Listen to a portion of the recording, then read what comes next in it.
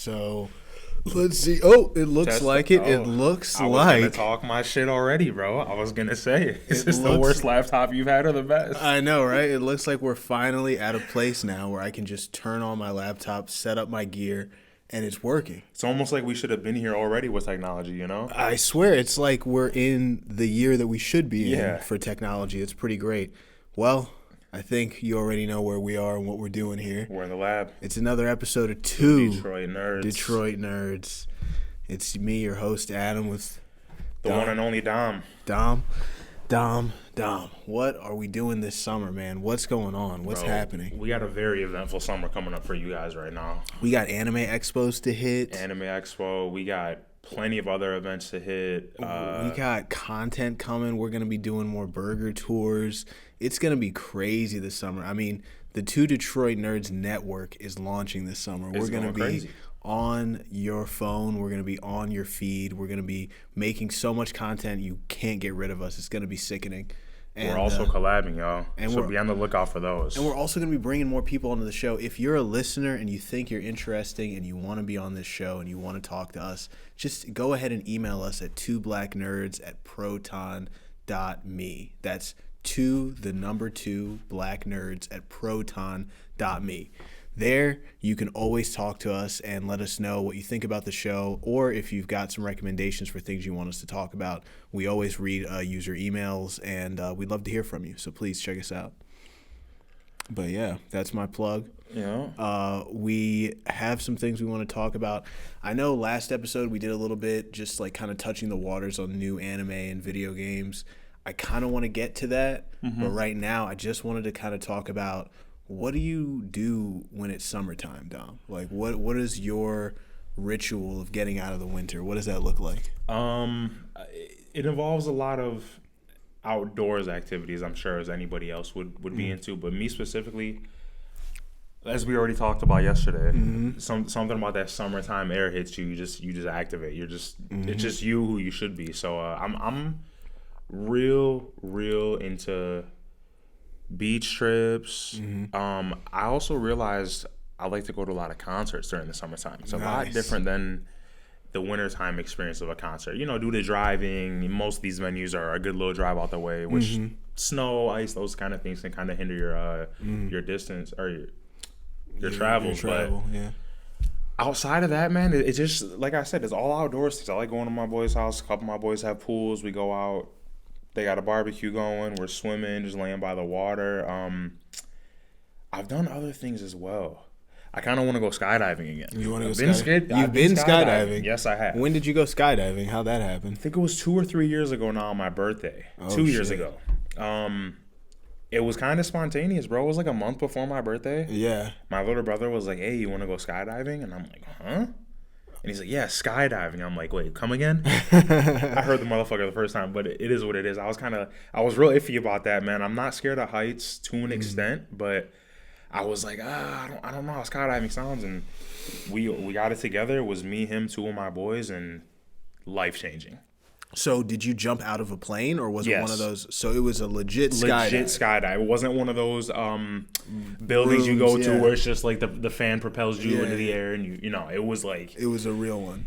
like, you know, it was almost like the feeling of being a kid going to an amusement park, waiting in line for the big ride. Right. That anticipation builds up the whole time till you're like, fuck, I'm next. So Right. we get there, huge, vast open field.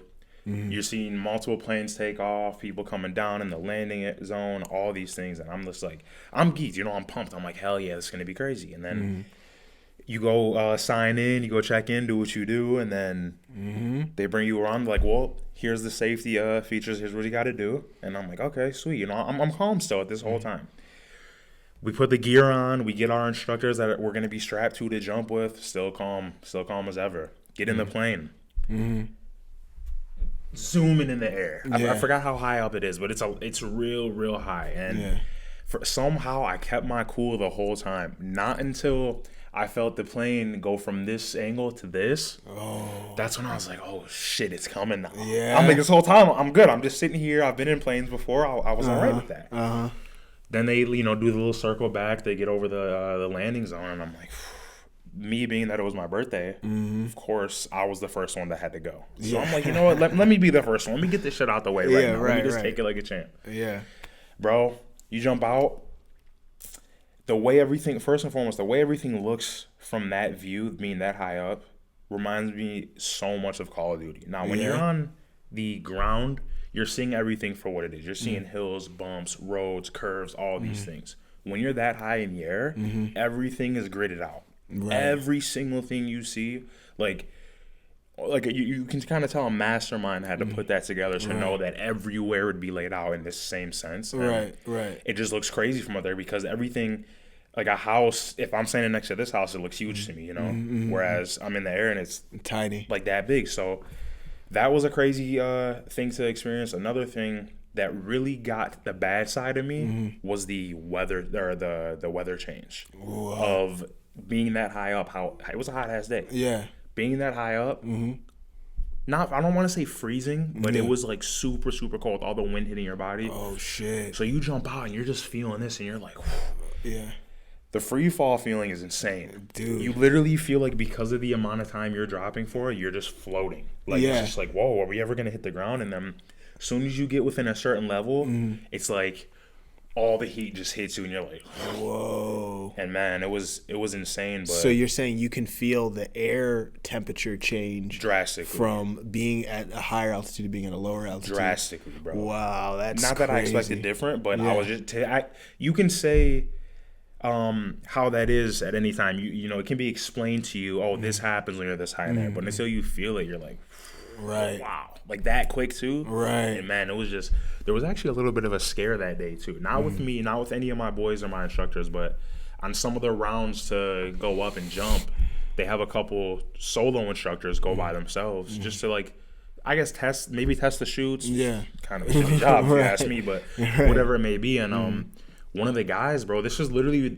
right before we were about to take off and go. We were outside waiting for the plane to come right back around.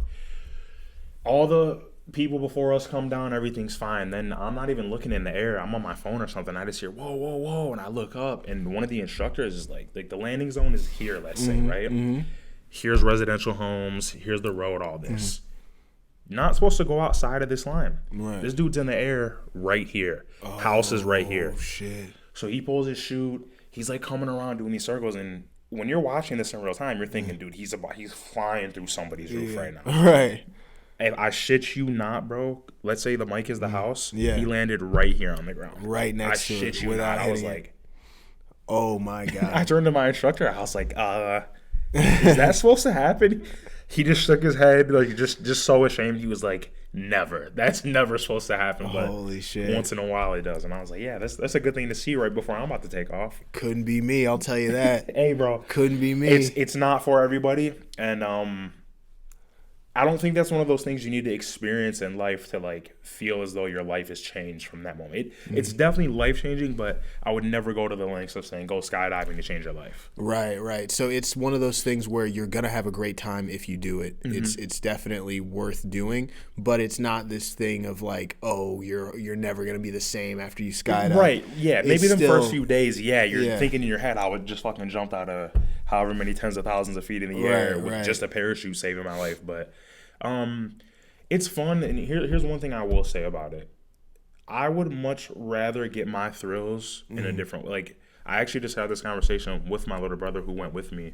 Bro, I mean, as fun as it was, I mean, I'd rather spend my time and my money for how much we paid at, like, I'd rather go to Cedar Point for the day. Right. Pay the same amount of money, and I'm getting a whole day's worth of fun. Right. As opposed to what? Not even including the plane ride or anything, just from the time we jumped to the time we landed. A few minutes. Wow. So you're saying it's not. It's a huge thrill, but it's not a long-lasting thrill. Right. I should say. Right. It's very quick. It's not really gonna take up your whole day, kind of thing. Yeah. And so, I mean, that's kind of what I was thinking about when you were talking about it. Is it reminds me a lot of what people say when they go to really great amusement parks. So even though you've done both, you've been to amusement parks and you've been skydiving, you would say still that amusement parks are better. All day. I mean, for me, they have much more to offer.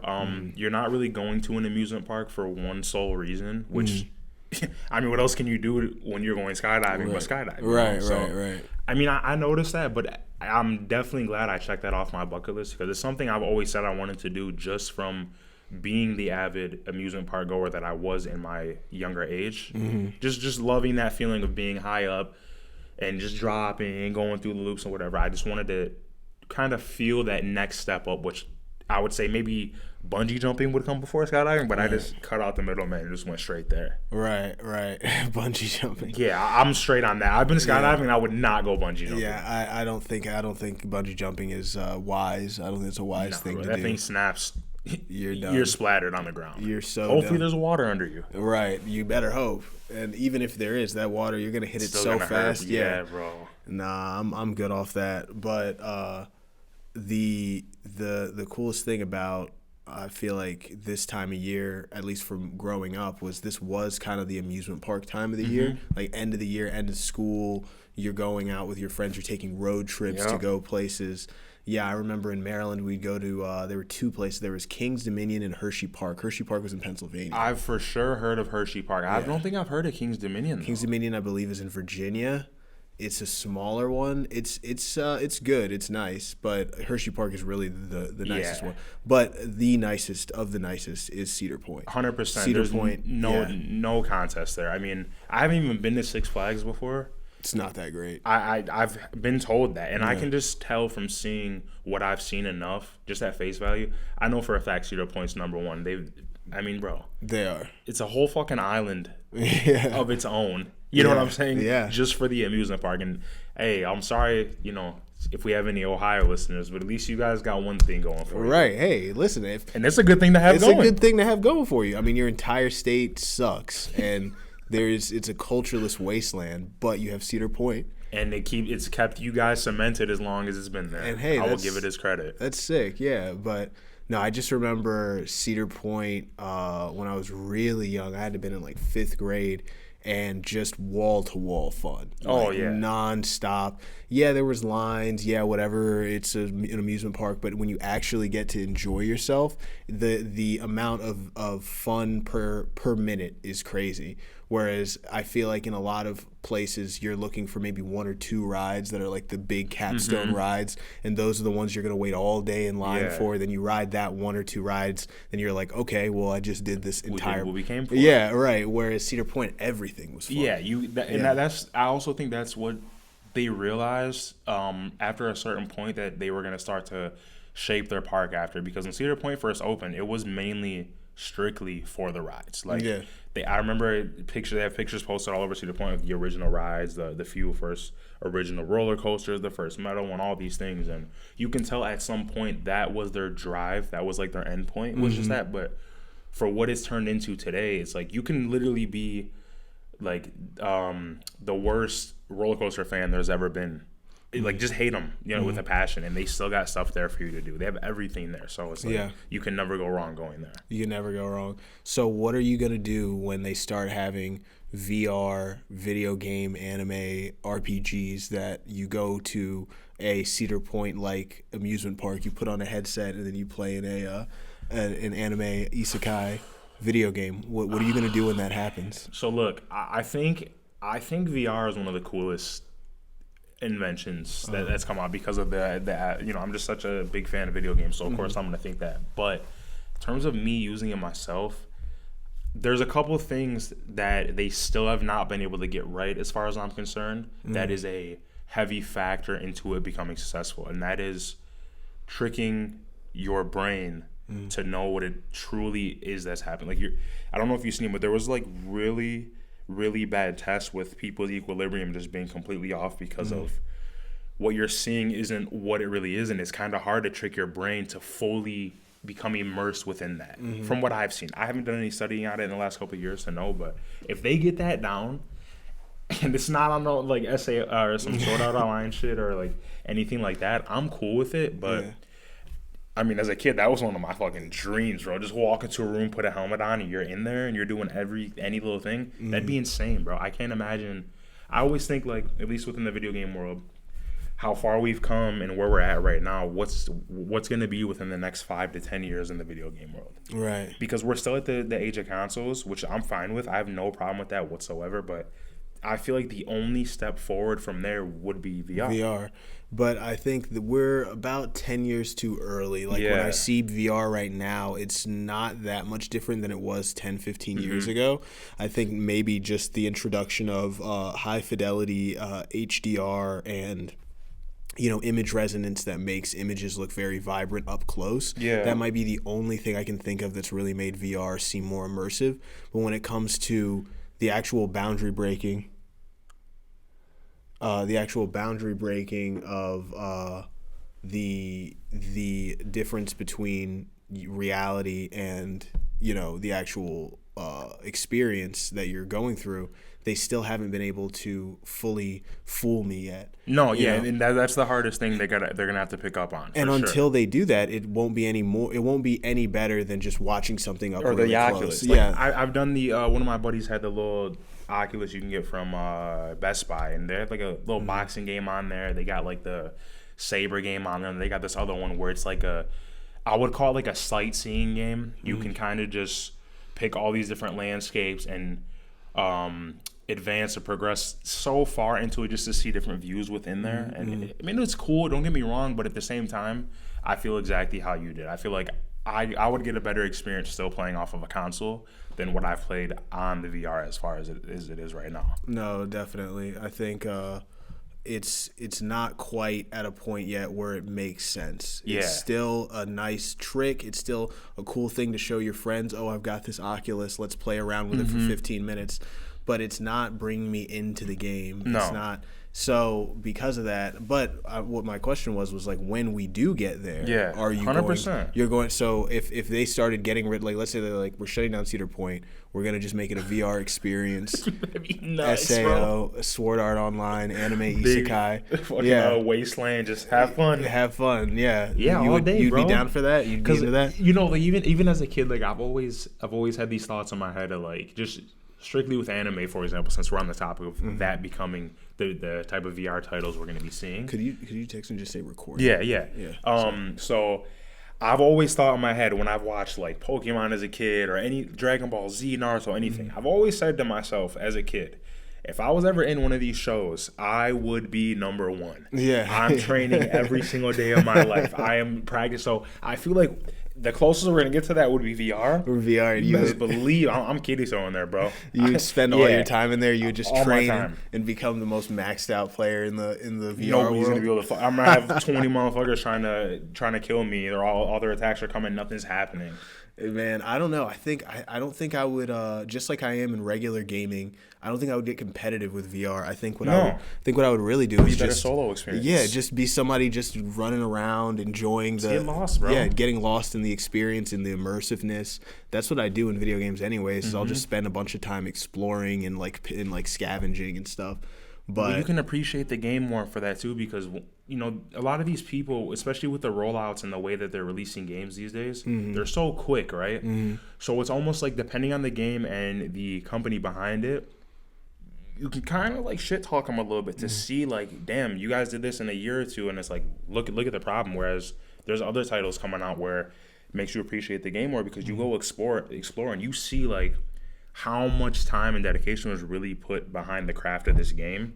Like every little corner that you could come to is fully polished, perfectly working. There's nothing wrong with it. It doesn't look bad. Frames are upheld. Everything like that. It definitely adds a different level of appreciation for at least me. Like Elden Ring, bro, I probably got a good 20 hours in that game just running around looking at shit. Yeah, right. Just to look. Not even fighting, looking for nothing. I'm just looking at, damn, this looks awesome. Damn, this area looks crazy. What are those things? What is like? You just get lost in there, bro. No, it's true, especially a game like Elden Ring. That's kind of why I was thinking about what I was actually going to do when I played the new Final Fantasy, and it was mainly going to just be running around exploring. See how good the game looks. Yeah, it's like that's the treat of every Final Fantasy is that experience of getting to go through that world, the worlds that they build for those games, and just getting to really have the adventure of going through them and discovering new stuff. I think that's that when we pair that with VR, I think that will be like the flashpoint of when video games turn into something entirely different. Yeah, when it for becomes sure. an entirely different experience than what we're used to. But yeah, no, I mean, I think it's a pretty interesting thought experiment. I don't know if I would be the first person to line up for the VR Yeah, I got isekai. a few test dummies go first, bro. Go ahead, test Yeah. subjects. I'll see what happens after y'all are done. Yeah, I'd need to let them test that one out in like Korea or Japan on like 2 million people first, and Yeah, and then every kind of person, Yeah. sick, healthy, tall, Right. short, fat, see, like everyone, get everybody through the clearing process. Then Yeah. I'll consider it. Yeah, I need to see a nice cross section of humanity before I trust that shit. Yeah, because I throw that shit on, and you tell me my only way of leaving is Mm-hmm. is beating the game, or else I'm dead or stuck in here. Right. Miss me on that, bro. I got things to do in real life if that's the case. Or like some crazy shit like every hour is 1,000 years or some Oh bullshit. man, I'm Just good. wake up, you're just Yeah. a pile of bones, and you're Yeah. up. Like, huh? I don't know. But yeah, man. What else has been going on media wise? I know we said last episode we were gonna this episode get into some stuff that's more like rap and movies and other stuff related. So Yeah, what else is going on? Rap. Well, I'll tell you this. I came across an artist that I've already known about that I was never a fan of. That I've actually found the first song by him that I've been fucking with heavy, bro. Who's that? He's actually a YouTuber. Who's it? DDG. DDG. Who's DDG? He's a You know, YouTuber. his name was originally Pontiac made DDG. He's Okay. from here. He's from Michigan. Oh, he's from Michigan. Yeah. Oh, okay. I'm trying to think of what you might recognize him from. I've seen him. He was dating one of the Halle sisters, Chloe. What are their last name? Bailey. One of the Bailey sisters. I don't know who they are. Oh, what don't even matter. He was dating Ruby Rose. He's dating a couple other people. Oh, I know who Ruby Rose is. Okay, bet. So Yeah. maybe you've heard of this song, because I know you've been on YouTube. You ever heard of this song called Moonwalking in Calabasas? It's with Blueface and DDG. No, it's good. Well, it's all right. It's not bad. I mean, You're fucking with it heavy, huh? the other song is called I'm Geeking. It's with him and Lil Tyler. Lil Tyler. Oh, You Lil heard Tyler. Lil Tyler? Lil Tyler. I love Lil Hey, Tyler. Yeah. Listen, man, beats hard as fuck. They're both flowing on the beat like crazy. Production's awesome. And I read a comment, and it was the perfect explanation of the song. The comment was, whoever mixed and edited this song, like, did it in the most perfect way. Like, the mixing and editing for the song. And it's not like a lot that's gone into it to make it what it was, but whoever cut it and did everything the way they did, they perfectly did it, because it's a real good song, I think. That's my ride out song. I guess the song I'm listening to when I get out of here. Listen to it. It's sweet. I like it. I'm fucking with it. Damn. Yeah, I've kind of hit a wall with music, man. Yeah, you don't gotta tell me, bro. I catch myself constantly just listening to the same stuff. Dude, like anything that I've had as my favorite, or things that I've been listening to for the last 5 to 7 years, that's really all that's been in my rotation. I blame Spotify playlists because it's too easy for me to just Find get what in you my like. car, go to my playlist, click on it, press play, and then just start driving. And it's that's like it. the same 7 songs. Yeah. That's as many as I'll end up listening to, because that's as much time as I have. So I'll That find too, myself yeah. listening to the same section of a mix, Mm-hmm. over and over again, because that's just where I end up throughout Yeah. my commute or whatever I'm doing. And it really, I know I'm supposed to, like how I did it when I was bigger into music maybe 10 years ago, where I would sit there all day and go on Pitchfork and go on other websites dissect shit. and fucking see what new albums came out and listen to the needle drop. And I should be doing that. I should be up on the music, because music is booming right now. There's a lot of big things happening in music, but It's just like something's not there anymore. something's I don't know not what it there, is, bro. man. So, I'm telling you, and I'm telling you, the last time I really felt a fire in my spirit for music was like when the last explosion of SoundCloud rap, maybe 4 years ago. SoundCloud rap had been going on by that point, but it was kind of the big the last wave that we've seen. Yeah, that last burst of it was the last time I was like, wow, I'm really enjoying every new song I hear. Yeah. Haven't felt that way in a long time. No, dude. man. I mean, it's like, don't get me wrong. You still got your artists that are doing their thing, and they're making the kind of music that's very listenable, and you'll gravitate towards. But it's like you said, that no fire is being set ablaze within me anymore from what I'm hearing. There's a lot of shit I like a lot, and I'm not discrediting any music, but Here's what it is. I feel like a lot of these guys that were the newcomers, let's say 4 years ago, 5 years ago, outside of a select few, a lot of them like just make the same kind of music, which is cool for so long. Right. Once you're just continuously hearing the same kind of music, I'm not saying change your style of music. Maybe just change your content up a little bit, change your beat selection, features, whatever it may be. But it's like, when I hear a lot of new music now, bro, what keeps me from downloading new shit and, like, you know, becoming a fan of a lot of new shit is like, everything sounds the same to me. Yeah, somewhat. I'm hearing like, and this is here's what I don't like.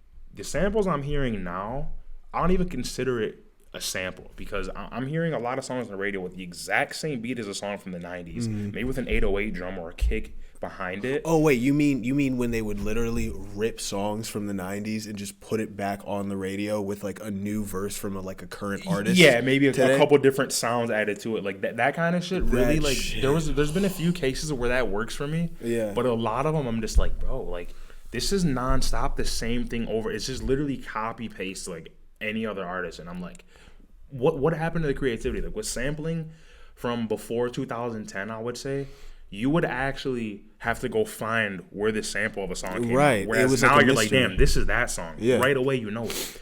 Like, I give a lot of credit to the producers at that time that were doing it, because, bro, I appreciate it way more now than I ever did at those times. Because now, all that shit's out the door, bro. Dude, it's crazy.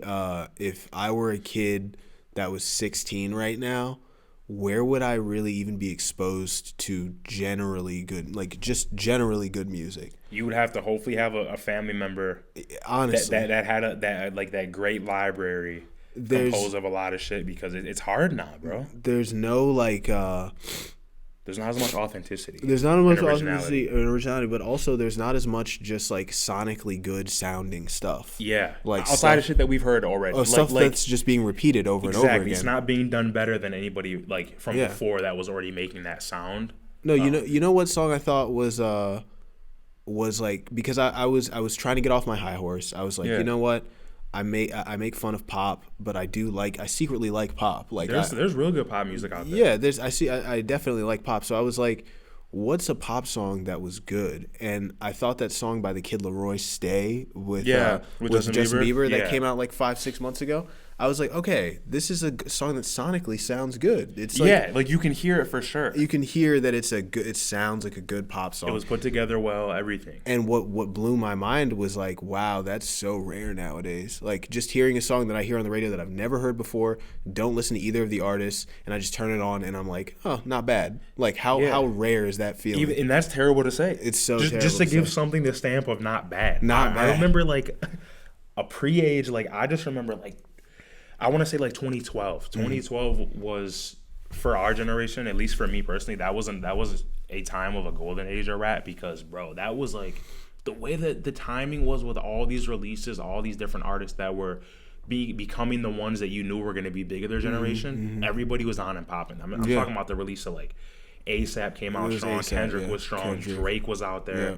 Even at a time, I mean, he's not no more to me, but Big Sean was doing good. Like Meek Mill was coming out, all these different guys, and it was like everybody was hitting their stride, and we had something to look forward to, because they really kept the game on lock for the years to come. And some of them are still in their top spots. Don't get me wrong, but it's like we haven't seen, like you already mentioned, we haven't really seen too much like that happen now, right? Because a lot of these guys are either oversaturating their catalogs by constantly releasing music, thinking like that's something to boast about. Because personally, for me, if you're not spending a good amount of time in your music to make sure over the years it's going to be listenable, as opposed to let me just pump all this music out, you're going to get way less credit doing that than the opposite. You know what I mean? I mean, look, like one example I've always used. My boys think like, and I know you're going to probably agree with them. My boys think like Future is like the god, right? Of course. I like Future to an extent. But one part of the arguments I never used to like people used to bring up was, bro, look how much he's dropping. And I'm like, okay. I'm like, but how often are you going back and listening to a lot of these songs over the years? Right. And I'm not. Let me say this right now. I'm taking no credit away from Future. He's a hard ass worker. He had 2 #1 albums the same year. I'll always give him credit. He's done a lot of things that not many other people can say besides some of your greats. So that's bragging rights for me. But at the same time, I like to look at within certain artists when they've hit a certain peak, where's your longevity at now? Right. Where's that standing with you? Like, are you just going to stay within the same formula, which could work, and just keep dropping, leave it as what it is? Or are you going to, like, give us something that 7 years down the road, you're like, damn, I'm still listening to this shit right now. Right, right. I think with Future, his like biggest albums, like his main album, with DS2, Dirty Sprite 2. Yeah, DS2 was goated. Yeah, Goated. DS2 was incredible. And then even what was the other album that he did? Hendrix was a good one. Yep.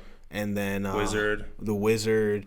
And then, but there was another one I'm blanking on it. I'll remember it. It's. Is it an older one? It was around that time. It's got there's a problem. There's a problem. What is the? God damn it! I'm using my phone to record this. Let me see. Type in. This will be the last thing we do. That's fine. That's fine. Type in Future. Yeah, let's just do Future, and then I'll just look at his what the albums. fuck was I typing in? Yeah. What the hell? Fritterer. Future. Go to his albums. Let's see. Hendrix, Purple Rain, High Life, Monster, Beast Mode 2 is great. Yeah. Super Slimy, Evol. Oh yeah, Evol is so good. Like there are these like little unknown albums by Future that really remind you that he is the proprietor of a sound. He is 100%. the source of a sound. Like there is nowhere else you need to look for that Atlanta trap sound. And It's him. He's the face. Yeah, he's got entire albums where he's just doing unique, one of a kind songs with that sound, and it just shows a complete mastery of that style. So for me, it's just like I don't need that many more rappers that sound like Future. Yeah, because a lot have come after him. Yeah, that's for him. Sure. That's for sure. He birthed a good generation of that Atlanta trap sound for sure. That's for sure, no doubt. So we're at 30 minutes. We're going to do 30 for this because we released an episode yesterday. By the way, go on our podcast feed. You can always find us on Spotify or your Apple Podcast app. Type in 2 Detroit Nerds and then go ahead and subscribe. You can find the first part of this episode on there for free.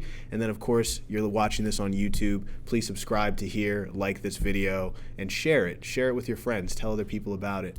Share it with your whole family. Share it with your dog. Share it to whoever. Just get us in somebody else's head if we're already in yours. Exactly. Spread us like a virus. Yes. Yes. Sneeze us out at people. Get it out. Yes. All right, guys. We love you. Love y'all.